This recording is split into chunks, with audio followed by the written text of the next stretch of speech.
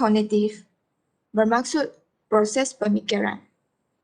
Psikologi ini boleh membantu untuk memahami minda dan tingkah laku manusia. Selain itu, psikologi juga memberi penghayatan terhadap sifat dan potensi keinsahan. Okey, tujuan bagi cabang psikologi adalah untuk menceritakan dan menggambarkan apa yang terjadi terhadap seseorang. Seterusnya, mengungkapkan terjadinya proses mental atau perilaku seseorang itu. Yang seterusnya ialah mengidentifikasikan kondisi kecenderungan perilaku seseorang itu yang nanti akan muncul. Yang akhirnya akan menerapkan pengetahuan psikologi untuk mencegah atau menghalang perilaku yang tidak diinginkan. Okey, seterusnya. Seterusnya ialah cabang metafizik. Cabang metafizik adalah berkaitan dengan kajian sifat dan asal-usul mengenai realiti mutlak. Dia merupakan persoalan di luar realiti kebendaan yang tidak dapat diketahui melalui panca indera. Panca indera bermaksud 5 perasaan, iaitu terdiri daripada rasa, bau, dengar, lihat dan juga sentuh. Istilah ini berasal daripada nama tajuk metafizika, iaitu bermaksud selepas fizik. Dalam karya Aristotle, prinsip pertama. Oleh itu, metafizik merupakan perkara yang luar daripada fizik. Cabang metafizik dirangkumi tema ketuhanan, takdir dan juga jiwa. Okey. Cabang metafizik ini mengkaji realiti dengan mempersoalkan beberapa persoalan seperti apa itu alam semesta? Apa itu kehidupan? Apa itu pemikiran dan akhirnya Tuhan atau ada atau tidak? Okey, seterusnya. Seterusnya ialah definisi tentang epistemologi. Epistemologi merupakan cabang falsafah yang mengkaji tentang ilmu pengetahuan. Oleh itu, ia juga dikenali sebagai falsafah ilmu. Ia membincangkan hakikat ilmu, makna, kandungan, sumber dan juga proses ilmu. Epistemologi merupakan proses memperoleh ilmu, iaitu dengan menggabungkan sesuatu melibatkan persepsi, imajinasi dan juga kefahaman. Epistemologi ini membahaskan tentang hakikat, sumber dan juga kesahan ilmu. Okey. Bagi epistemologi ini, ia juga mempersoalkan beberapa perkara seperti apa itu ilmu? Bagaimanakah kita memperoleh ilmu? Dan akhirnya, apakah berkaitan ilmu dengan pembelajaran? Okey, seterusnya. Okey, yang seterusnya ialah estetika. Dalam bahasa Yunani, perkataan estetika ialah estesis yang membawa maksud hal-hal yang dapat diserapkan oleh panca indera. Atau lebih khusus lagi ialah kepekaan. Estetika merupakan kepekaan terhadap kesenian dan keindahan. Selain itu, dia juga diarti sebagai persepsi panca indera, iaitu dalam English ialah sense of perception. Okey, estetika ini menggambarkan, mentafsir dan juga menilai pengalaman seni. Cabang ini merupakan cabang yang sangat dekat dengan filosofi seni. Okey, seterusnya saya akan serahkan kepada ahli kumpulan saya, Teo Ping Ping, bagi meneruskan falsafah praktikal. Okey, terima kasih. Selamat pagi semua. Nama saya Teo Ping Ping. Saya akan menerangkan tentang falsafah praktikal. Falsafah Pratika bermaksud aplikasi dan digunakan dalam disiplin ilmu tertentu. Falsafah ini bertujuan untuk mencari kebahagiaan hidup. Falsafah ini merujuk kepada aktiviti menghayati ilmu pengetahuan seperti tentang manusia, Tuhan dan alam dalam segenap lapangan kehidupan manusia. Antara contoh bidang pengajaran falsafah praktika ialah akhlak, ekonomi, politik, peradaban, dan lain-lain.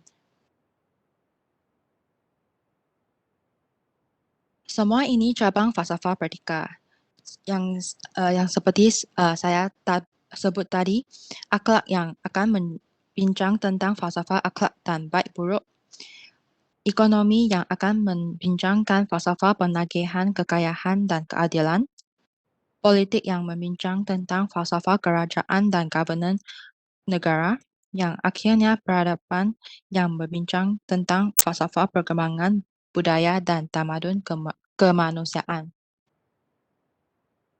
Yang pertamanya yaitu falsafah akhlak. Akhlak dari segi bahasa didefinisikan sebagai moral, tabiat, perangai, budi, adab, sifat semula jadi, watak atau amalan agama seseorang.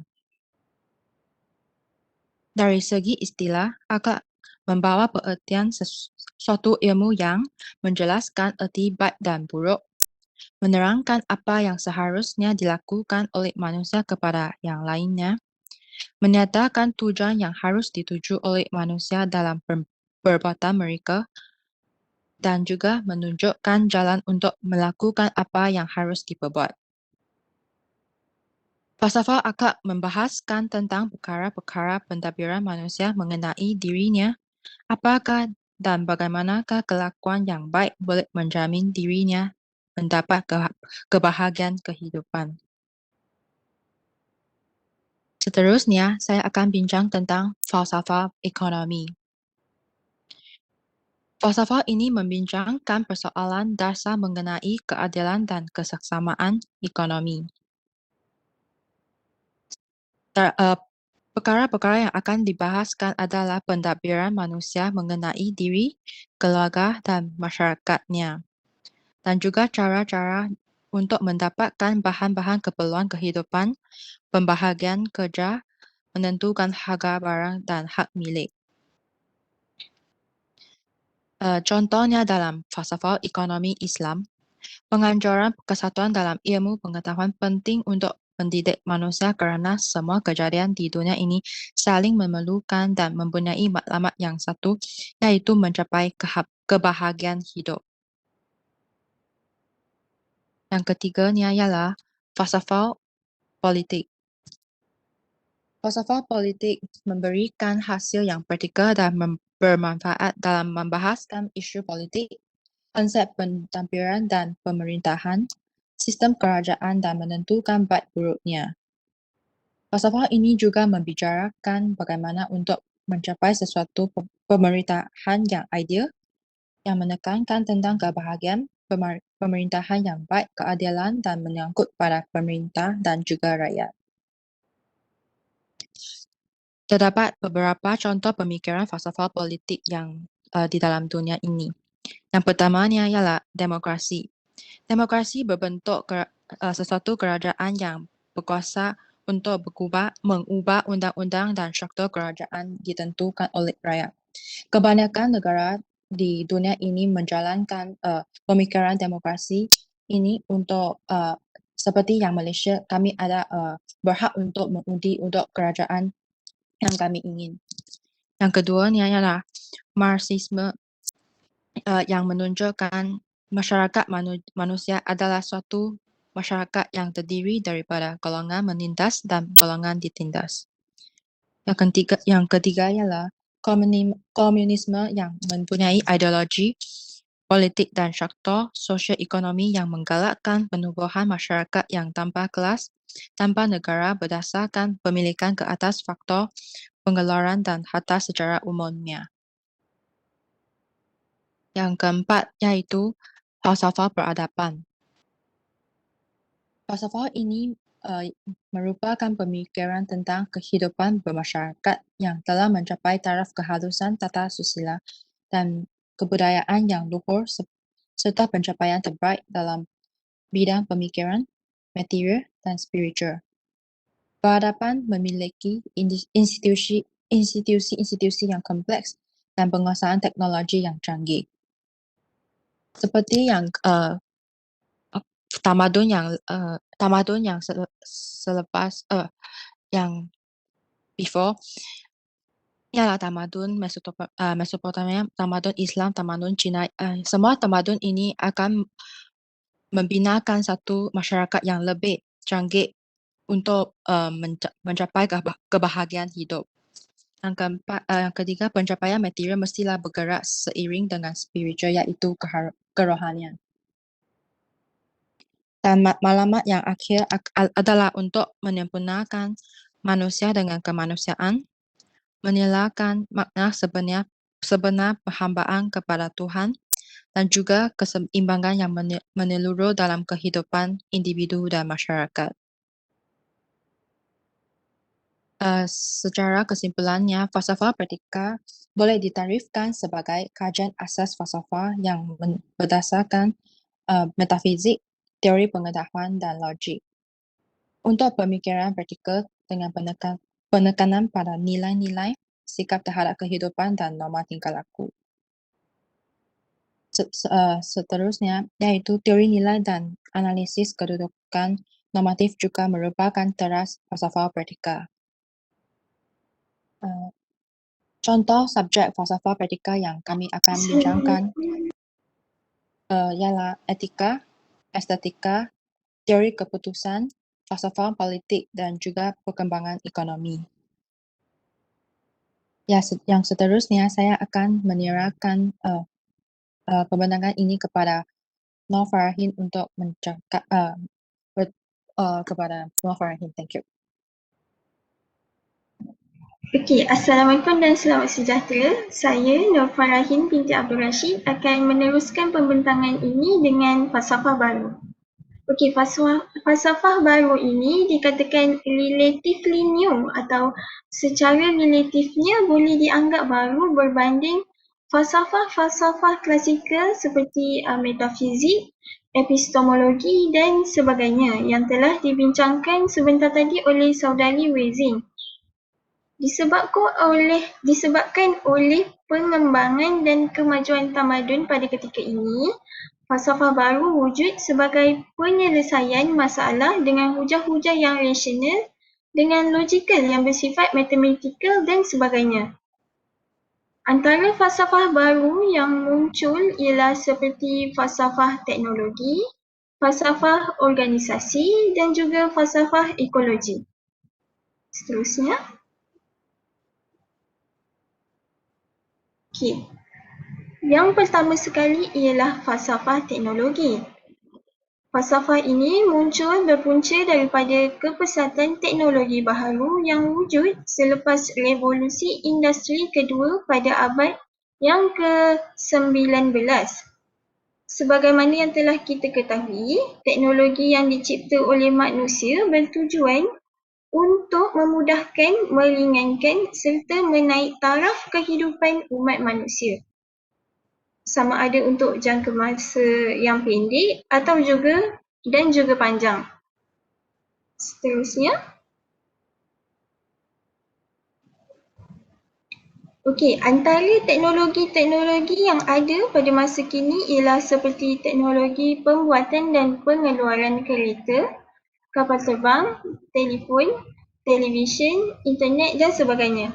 Contoh teknologi yang sangat dekat dengan kita ialah seperti telefon pintar atau lebih dikenali sebagai smartphone yang sentiasa mengalami transformasi dan juga revolusi. Telefon pintar atau lebih terbukti bahawa teknologi yang hebat ini kita dapat melakukan pelbagai aktiviti di atas talian dengan capaian rangkaian seperti perniagaan atas talian, online banking dan sebagainya.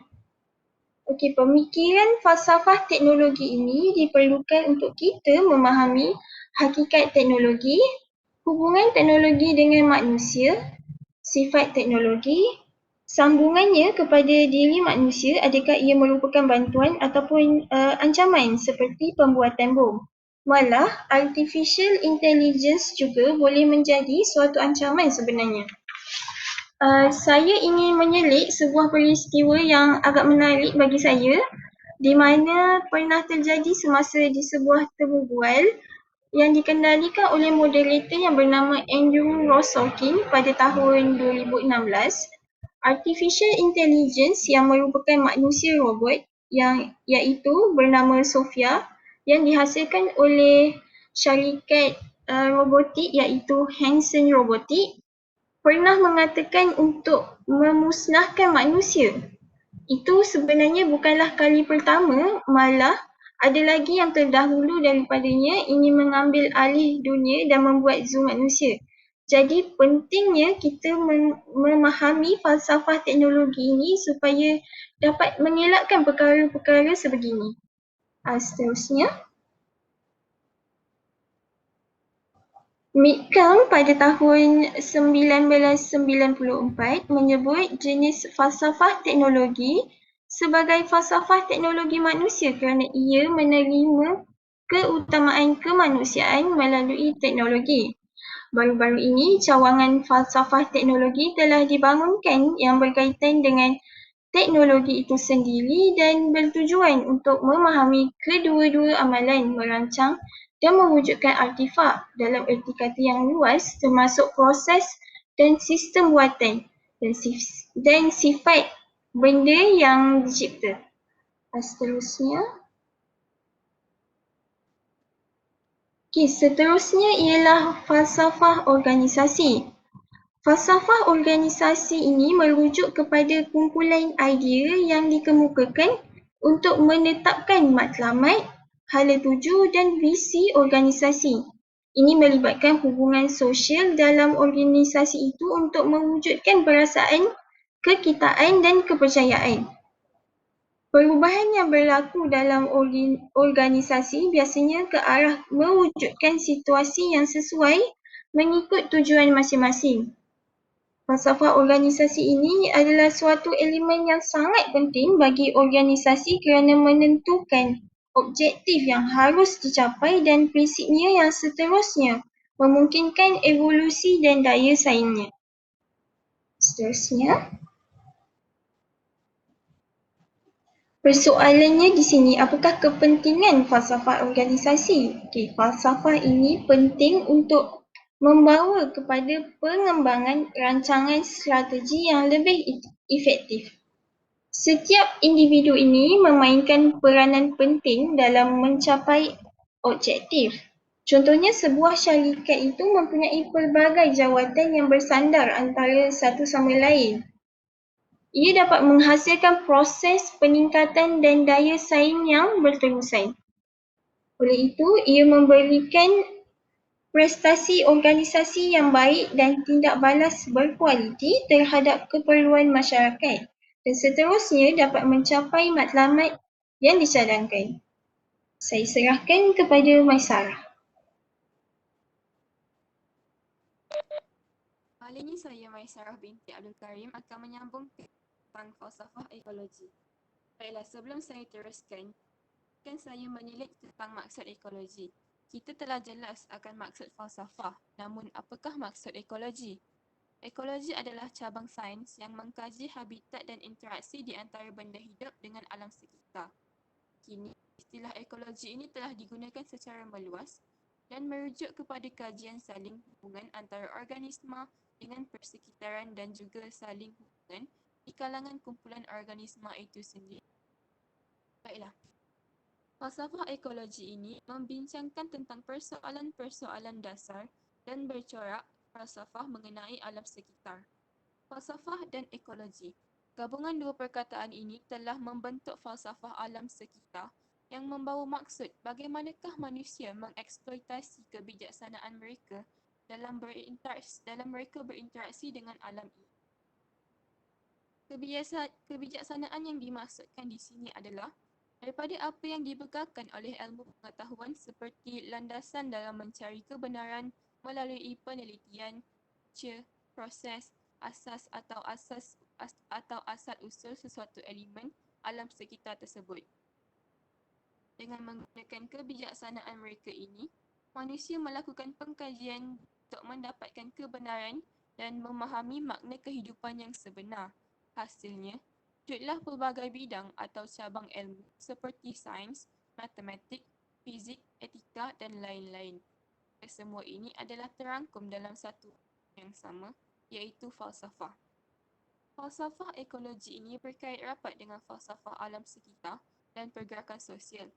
Serta falsafah ekologi ini berdasarkan kepercayaan bahawa manusia mesti secara radikal mengubah hubungan mereka dengan alam semula jadi. Hal ini dapat dimulakan dengan menghargai sifat semata-mata untuk kegunaannya kepada manusia yang mengiktiraf alam semula jadi mempunyai nilai yang tetap. Seterusnya, sememangnya kita tertanya, mengapakah falsafah ekologi ini wujud? Falsafah ekologi ini wujud kerana masalah-masalah alam sekitar yang melanda kita hingga mencetuskan krisis yang dipanggil ecological crisis. Ecological crisis ini berlaku apabila perubahan pada persekitaran spesies atau populasi yang tidak stabil kelangsungan hidupnya. Perkara ini mencetuskan persoalan-persoalan seperti apakah hubungan manusia dengan alam sebenarnya? Apakah makna alam ini bagi kehidupan manusia? Adakah alam ini hanya untuk manusia menggunakan bagi kepentingan ekonominya, bagi keselesaan, atau adakah alam ini sesuatu yang lebih dari sumber ekonomi semata-mata? Maka pentingnya bagi kita untuk menghayati falsafah ekologi ini. Alam semestinya merupakan salah satu kepentingan utama buat manusia terutamanya dalam menjana ekonomi. Hasilnya, industri seperti industri perkayuan yang digunakan untuk membina perabot dan sebagainya. Sebelum saya serahkan kepada kajian semula, saya ingin menambah sedikit sebanyak berkaitan dengan falsafah. Saya ingin menambah sedikit sebanyak berkaitan falsafah ekologi ini. Perkembangan falsafah ekologi atau falsafah alam sekitar ini muncul sejak zaman awal lagi, iaitu sejak tamadun Greek. Aristotle adalah satu-satunya ahli falsafah yang terawal yang hampir mendekati falsafah alam semula jadi dari perspektif ekologi. Beliau mengenal pasti tentang keperluan untuk satu pemerhatian terhadap biologi dan geologi. Walau bagaimanapun, beliau tidak berminat untuk melindungi alam semula jadi ini. Beliau berpendapat bahawa semua kejadian di alam ini adalah untuk kegunaan manusia serta perbuatan manusia juga telah ditentukan oleh alam ini. Oleh itu, menurut beliau, manusia tidak boleh dipersalahkan terhadap apa jua tindakan mereka. Baiklah, saya serahkan kepada Kaizan.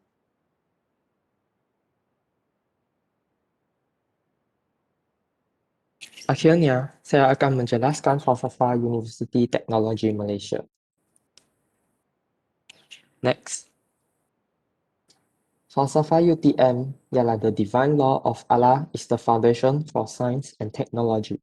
UTM strives with total and unified effort to attain excellence in science and technology for universal peace and prosperity in accordance with His will. Maknanya ialah hukum Allah adalah dasar kepada sains dan teknologi. Maka, UTM berusaha secara menyeluruh dan bersepadu memperkembangkan kecemerlangan sains dan teknologi untuk kesejahteraan dan kemakmuran sejagat sesuai dengan kehendaknya.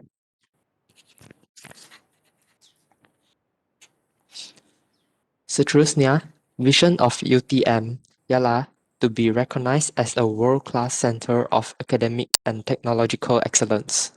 Maksudnya ialah menjadi universiti premier yang menyediakan pendidikan dan penyelidikan bertaraf dunia.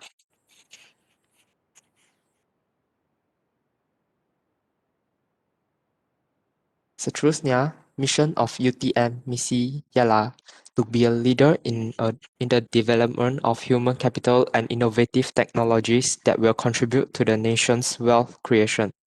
Maksudnya ialah untuk menjadi ketua pembangunan modal insan dan teknologi inovatif yang akan menyumbang kepada penciptaan kekayaan negara.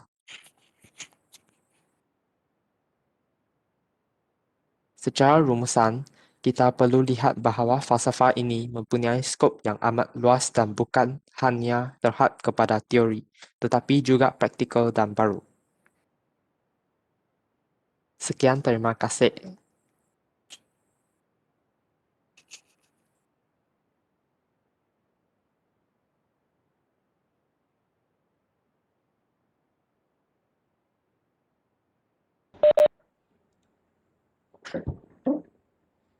Baik, terima kasih kepada kumpulan 1 dan kumpulan 2. Pertanyaan yang baik. Okey, sebelum saya bagi soalan untuk kamu semua ada soalan untuk bagi kepada kumpulan 1 dan kumpulan 2?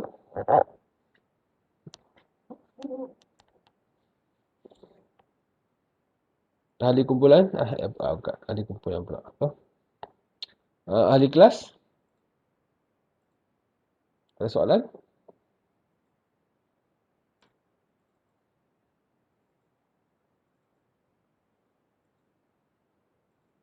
Nak tanya kepada kumpulan ni? Kumpulan 1?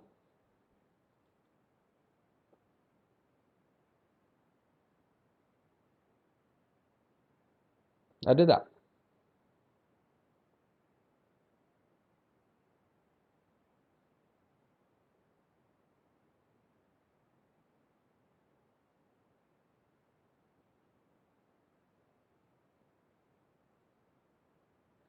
Tak ada?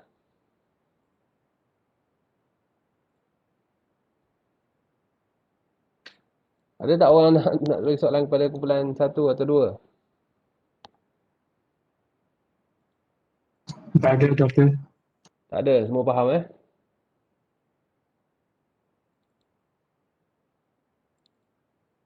Okey, baik. Kalau begitu saya ada soalan. Okey. Soalan ni dia berdasarkan kepada soalan test. Soalan test. Okay, soalan test yang pernah diberikanlah kepada student. Soalan test tengah tahun. Okey, soalan saya kepada kepada kumpulan yang pertama, bagaimanakah falsafah ataupun how do FPN, Falsafah Pendidikan Negara, and FPK, Falsafah Pendidikan Kebangsaan, mendorong Malaysia, drive Malaysia to contribute to the world, to the education world. Macam mana FPN dan FPK mendorong ataupun memacu Malaysia untuk memberi sumbangan kepada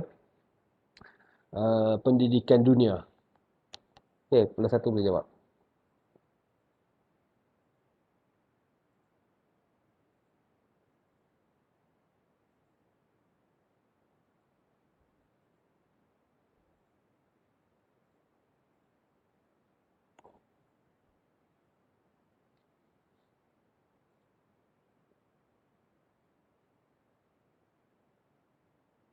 Kumpulan 1?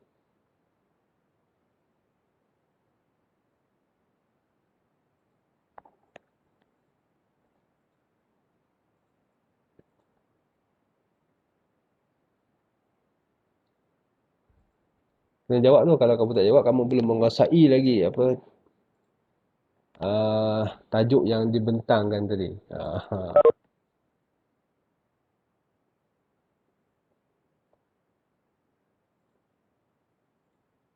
Okey, untuk kumpulan 2, sambil-sambil kita tunggu kumpulan 1 jawab tu. Untuk kumpulan 2, tadi kamu ada bentangkan tentang falsafah UTM kan. Hukum Allah sebagai asas kepada sains dan teknologi. Okey. Jadi bagaimana kamu sebagai mahasiswa ataupun mahasiswi UTM ataupun bakal graduan UTM memahami falsafah UTM dalam memberi sumbangan kepada masyarakat dan negara.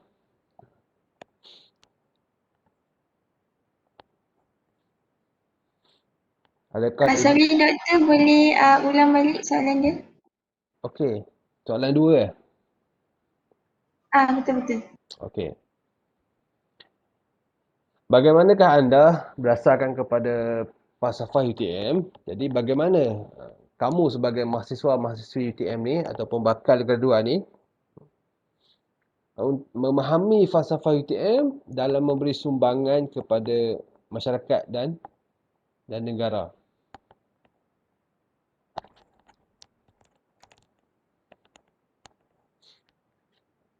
Berikan pandangan serta contoh.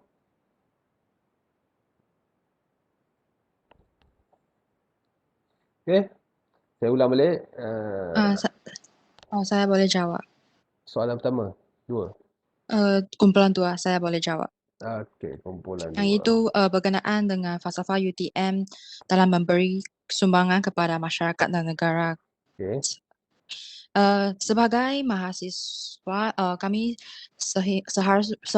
seharusnya bersikap inovatif dalam untuk mencari ilmu dan mengaplikasikan ilmu yang kita learn kepada kos dan kami kepada kehidupan dan juga itu projek.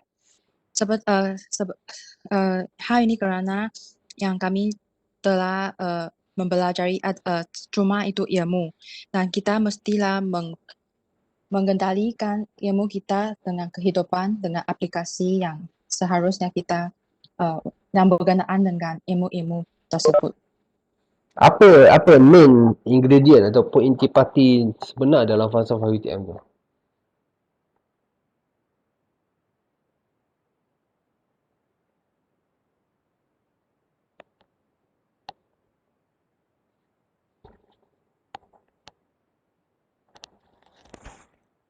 Question ini merujuk kepada boleh mengulangkan itu question lah. Saya tak. Apa dia punya main ingredient ataupun intipati utama dalam falsafah UTM tu?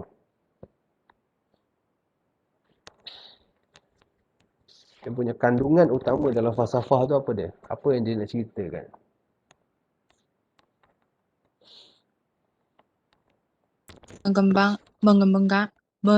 Memperkembangkan kecerdasan sains dan teknologi bagi mencapai kebahagiaan untuk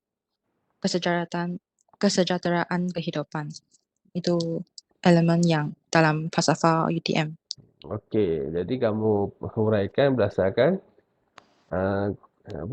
kecemerlangan teknologi lah, macam mana kamu nak memakmurkan masyarakat kan?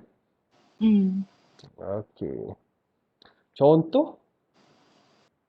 Contoh membuat kajian untuk mengembangkan sesuatu ilmu pengetahuan boleh meningkatkan image UTM dan juga menyumbang kepada masyarakat. Okey. Jadi di UTM ni dia falsafah dia adalah tentang sains dan teknologi.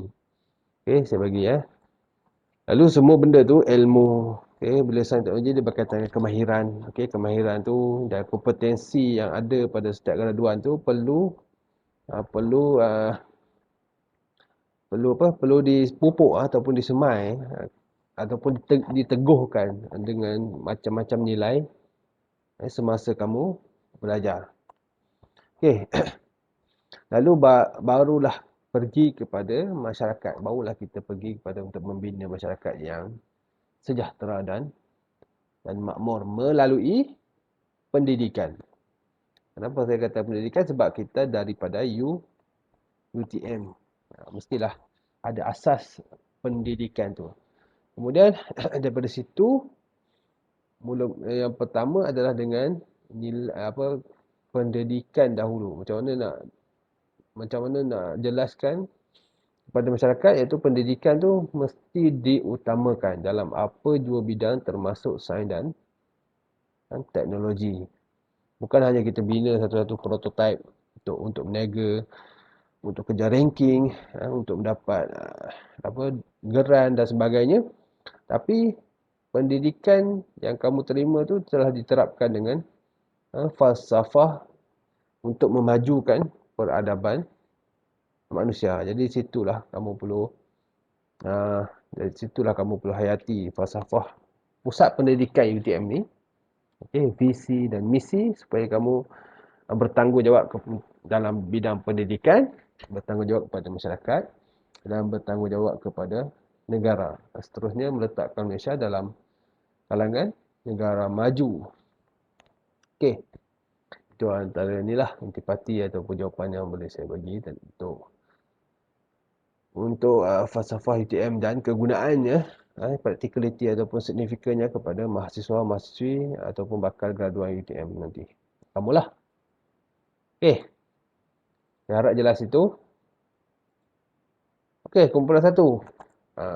Jawapan. Doktor. Macam mana FPN atau FPK memberi sumbangan kepada pendidikan dunia? Saya rasa FPK dia memberi panduan atau arah tuju untuk pelajar kita berusaha dan belajar dalam berbagai bidang. Dan saya percaya untuk negara yang sedang membangun, aspek utama yang perlu ditekankan adalah membangunkan modal insan. Jadi, FPK telah memupuk, telah fokus untuk mencari lebih banyak modal insan dalam berbagai bidang. Dan dengan modal insan yang baik, kita boleh semakin memaju dan menaik ke taraf internasional. Okey, ada tambahan? Ada lagi soalan jawapan? Itu sahaja untuk saya. Baik. Okey, jadi bagaimana FPN atau FPK memberi sumbangan kepada pendidikan dunia? Okay, yang first kamu kena huraikan adalah berkaitan dengan FPN tu sendirilah, FPN, FPK. Dia punya ayat sebelum, falsafah tu. Okay, filosofi tu. Okay, jadi setiap negara mesti ada dia punya their own philosophy, their own education philosophy. Okay, kalau Singapura dengan falsafah pendidikan Singapura lah, kalau Malaysia dengan falsafah pendidikan kebangsaan ataupun negara. Okay, dan dia berbeza antara satu sama lain. Tadi kamu ada apa yang bagi jawapan tadi ada beritahu tentang human capital ataupun sumber manusia yang diperlukan. Jadi tujuan utama FPN atau FPK ni adalah untuk membangunkan human capital yang diperlukan negara pada masa akan datang. Jadi target kita pada 10 tahun akan datang, apa negara ni akan jadi. Okey, contoh negara maju. Jadi falsafah pendidikan tu dia bertujuan sebagai modul untuk menentukan apa jenis negara, apa jenis negeri yang dimahukan pada masa akan datang. Macam mana dia membangun. Okey, kalau perlu pada sains, jadi kita fokus kepada sains dan teknologi. Dan pendidikan, sistem pendidikan perlu bermula daripada sekarang untuk menentukan masa depan dunia.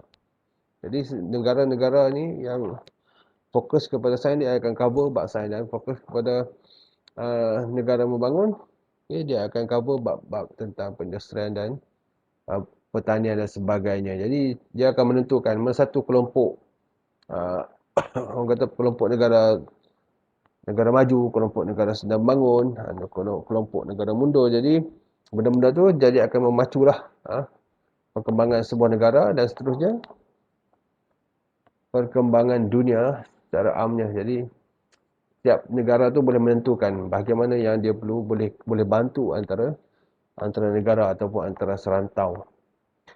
Okey, jadi bagi negara maju yang betul-betul dah terkehadapan, jadi dia boleh memberi sumbangan. Dia boleh memberi sumbangan daripada modal insan yang dia lahirkan tu untuk memajukan ataupun memakmurkan negara-negara yang sedang membangun ataupun negara yang mundur. Jadi dia boleh fill the blank. Okay, dia boleh memenuhkan current needs ataupun keperluan semasa, dan target masa depan yang dunia perlukan. Okey. Jadi contoh kalau negara tu tak banyak masalah sosial ataupun tak banyak jenayah, jadi bukan jenayah lah, tak banyak masalah sosial ataupun tak banyak pengangguran. Jadi aspek tu dia akan pinggirkan, maknanya dia tak fokus tentang masalah sosial. Okay, dia hanya fokus kepada target macam contoh sains dan teknologi. Okay, kalau negara tu macam contoh Germany, contoh tak ada langsung masalah sosial. Okay, masyarakat semua bertamadun, yang mudah-mudah kita uruslah. Contoh Jepun kan, mudah urus, okey. Semua ikut arahan. Jadi tak perlu fokus kepada bangunan akhlak sangat. Jadi dia fokus terus kepada pembangunan negara semata-mata. Okey, nak memajukan ekonomi negara Jepun. Jadi dia hasilkan lebih banyak inovasi-inovasi contoh robotik dan sebagainya untuk meletakkan negara Jepun tu terkehadapan berbanding negara-negara di Asia. Jadi benda-benda itulah yang secara mudahnya FPNPK ni adalah satu bentuk filosofi yang diterapkan kepada setiap model insan ataupun pelajar yang dalam sebuah negara supaya negara itu dapat mencapai target yang dia inginkan pada masa akan datang. Okey, dan kemudian memenuhkan ruang-ruang yang ada dalam muka bumi ni, di bumi ni untuk membangunkan negara-negara lain ataupun negara-negara mundur. Dan begitu juga mengambil manfaat daripada negara-negara yang sedia maju. Okey, jelas setakat tu? Saya harap kamu faham tentang FPN dan FPK. Dan begitu juga tentang falsafah UTM tadi. Okey. Dia macam ni satu ni lah. Satu intipati lah. Kalau kamu masuk dalam UTM ni kena tahu dia punya visi, misi, dia punya falsafah supaya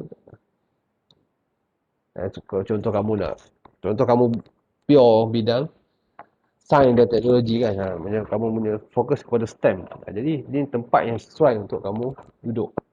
Tapi kalau kamu fokus kepada benda-benda lain yang bukan berteraskan kepada sains teknologi, jadi tempat ni kurang sesuai untuk kamu duduk.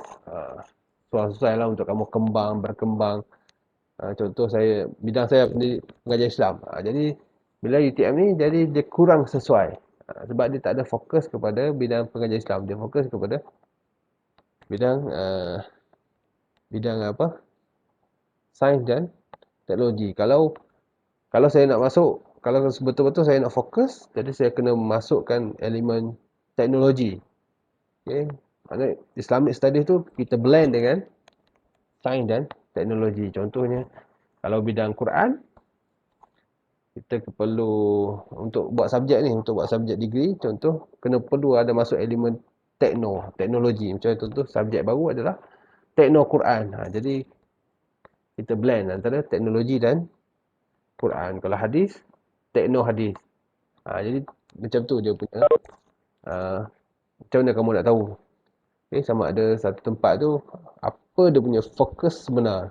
Apa bidang tujahan bagi sebuah pusat pendidikan. Jadi betul, kalau kamu betul-betul bidang sains teknologi, ni tempat yang bagus untuk kamu untuk kembangkan sehabis-habisnya kaitan dengan sains dan teknologi. Dia akan mudah dapat geran, dapat sokongan dan sebagainya. Okey. Saya harap kamu semua jelas tentang bab 1 dan bab 2. Okay. Kalau bab 2 tadi saya dah rakam. Bab pertama saya tak dah rakam tadi. Lupa. Masuk bab 2 baru teringat. Tak rakam. Jadi rakamannya saya akan letak di YouTube dan saya akan bagi link nantilah. Okey. Yang bab pertama tu mungkin ada orang yang rakam, jadi boleh share rakaman dengan saya. Okey. Setakat tu ada apa lagi soalan? Jadi minggu depan kita teruskan kepada kumpulan yang ketiga lah. Tentang topik yang ketiga. Setakat tu apa lagi soalan? Sebelum kita bersurai.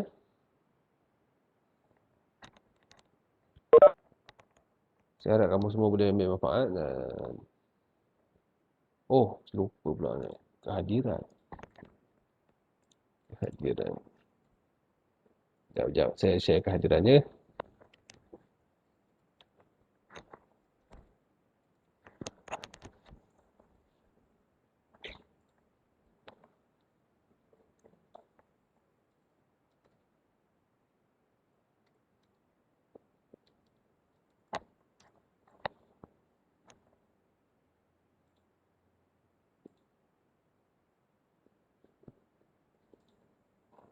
Kapan pagi?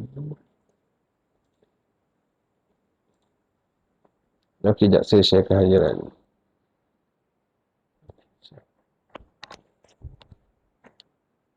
Boleh nampak tak? Boleh, Doktor. Okey.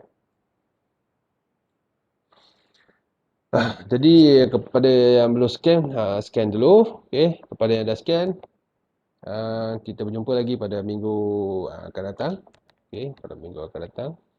Pada jam dan waktu yang sama dengan pembentangan daripada kumpulan ketiga dan kemudian kita adakan sedikit aktiviti dalam kelas lah. Okay, kita masuk quizy sikit, kita masuk Jamboard sikit. Baik.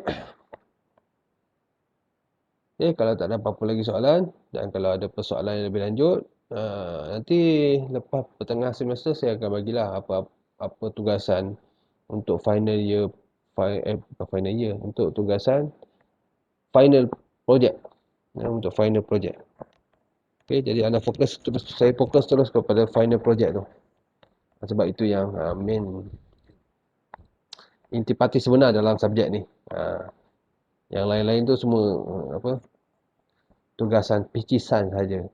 Yang penting adalah tentang projek tu. Dan saya fokus kepada yang projek. Jadi dan nanti saya bagi lepas tengah semester insya-Allah.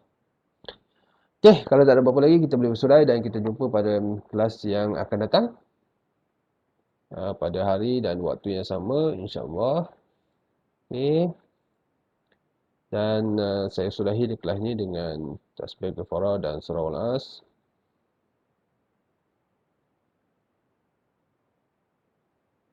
Okey, terima kasih semua. Assalamualaikum warahmatullahi wabarakatuh dan selamat sejahtera.